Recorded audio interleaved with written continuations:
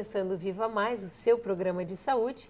E eu, Ana Paula Sorrentino Delvaux e Miguel Sorrentino Júnior, entrevistamos todas as semanas grandes especialistas da área da saúde. Falamos de como viver mais, com melhor qualidade de vida, e aqui vocês vão poder saber hoje, inclusive com um grande especialista, o que tem de melhor na área de prevenção e na área curativa da parte torácica. Vocês podem sempre participar, sugerindo assuntos e pautas, perguntando, no nosso site www.programavamais.com.br. Interaja conosco, Você já sabe, você clica no Assista Aqui e pode assistir todos os programas que nós já tivemos nesse mais de 1 ano e meio. Então você tem todos os programas lá, todos os assuntos, esses profissionais maravilhosos que têm vindo no nosso programa. E você pode estar sempre mandando mais perguntas, mais assuntos, mais pautas. E mesmo os profissionais que já vieram, sempre que você pede, a gente traz eles de novo.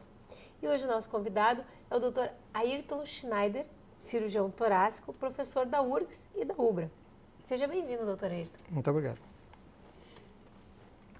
O Ayrton é colega também, Ana, da antiga católica, Ayrton? Agora, antes era só medicina, agora tem tem medicina, enfermagem, parece que fisioterapia. Biomedicina, nutrição, eles têm vários cursos lá. Nós fomos companheiros durante um tempo na Santa Casa, na época que a Santa Casa não é essa maravilha. A gente abordou um assunto que me chega muito frequentemente na clínica e que muito pouca gente sabe que o tratamento, eu não sou dono da verdade, mas para mim o melhor tratamento é a simpatectomia, que é feita pelo cirurgião torácico, tá? Que é para quem transpira nas mãos e tal. E o Ayrton vai mostrar depois, Ana, umas fotos que ele disse que uma paciente, até um caso muito peculiar, Vou deixar depois para ele mostrar no laptop, de paciente com queixa de sudorese, Ayrton? É importante mostrar a foto da pessoa antes, quando transpira realmente, que é impactante. Isso aí é realmente impactante. Nós tínhamos um conhecido que toda vez que ele ia me cumprimentar, eu confesso que eu ficava com a mão bem molhada.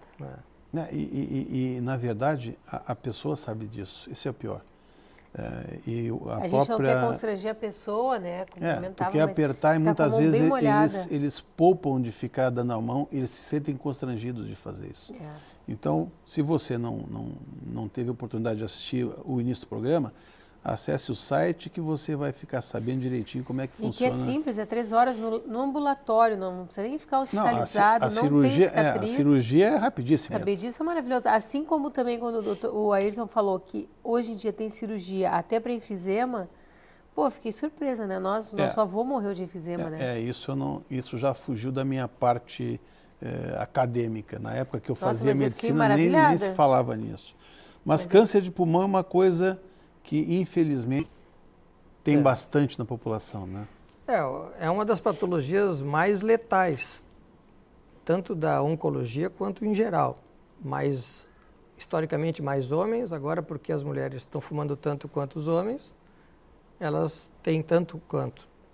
É uma doença de difícil diagnóstico, ela se manifesta muito tardiamente num paciente com um perfil não muito interessado em saber o que tem. E ele vai sempre fumar um mentolado, ou fumar só de vez em quando, procurar um farmacêutico, ou alguma pessoa que diga que ele não tem nada, ou alguém vai dizer que o sangue na garganta. Isso se passa 6 meses e é o tempo que a gente poderia curar esse paciente. Então, claro que falar de simpatectomia é importante, mas eu acho que a gente não pode deixar de passar esse programa sem falar em câncer de pulmão. Como é que a gente pode mudar isso? É fazendo o diagnóstico precoce. Se cura câncer de pulmão, como qualquer câncer. Os primeiros sintomas de quem tem o câncer de pulmão, Ayrton? Eu acho, Ana, que antes de falar dos sintomas, a gente tem que saber quem é que a gente tem que procurar. Todo mundo que é exposto ao tabaco, seja por 2 anos ou por 20 anos, fumando 1 ou 40 cigarros, é de risco para câncer de pulmão. O passivo também? Eu acho que o passivo também. Ele não Vivendo tanto numa quanto... casa que o cara fuma muito, a mulher fuma muito, ele tem que tomar cuidado. Tem vários trials mostrando que não adianta fazer esporadicamente um raio-x a cada ano. Mas se você mostrar esse raio-x para um especialista de pneumologia ou de cirurgia torácica, esse é um paciente que pode eventualmente descobrir um câncer em fase inicial. E aí tu pode oferecer para ele vários métodos de imagem e de ressecção do nódulo, tirar o nódulo sem grandes cirurgias, usando, por exemplo, o vídeo, para mostrar que esse paciente não tenha câncer ou tenha câncer em fase inicial. Então, se recomenda que o grupo que fuma fique alerta para qualquer tipo de sintoma. Qual sintoma? Mudança no tipo de tosse. Todo fumante tem a sua tosse matinal. Irritante, né? Para quem não fuma, é uma coisa irritante. Eu estou dizendo para quem fuma. Para quem fuma deve ser irritante. Mas para quem não fuma, tu conviver do lado, quer dizer... Então, quando essa tosse mudar o seu tipo, ela ficar durante o dia também é um sinal de alerta. Segundo, escarrar sangue. Isso é um sinal de alerta para ontem. Ele tem que ser submetido a broncoscopia, uma tomografia, ser avaliado por um especialista. Uma outra coisa muito importante é uma pneumonia que não fica boa logo. A gente vê muito paciente que usou vários ciclos de antibiótico e o tumor crescendo. Então, não era pneumonia. Então, pneumonia é um quadro bem claro. O paciente tem que ter feito uma infecção de via aérea superior antes e deve melhorar em 7 a 10 dias. E o raio-x tem que estar limpo em 15 dias. Se alguma coisa diferente acontecer, ele tem que ser encaminhado para investigar. Pneumonia de repetição ou pneumonia que não resolve com um antibiótico tratado adequadamente, tem que investigar para pulmão. E claro, e aí outros sinais e sintomas mais avançados, mas o que nos interessa, paradoxalmente, é pegar um paciente que não tem sintoma, com diagnóstico ocasional. Esse é o paciente que você consegue curar.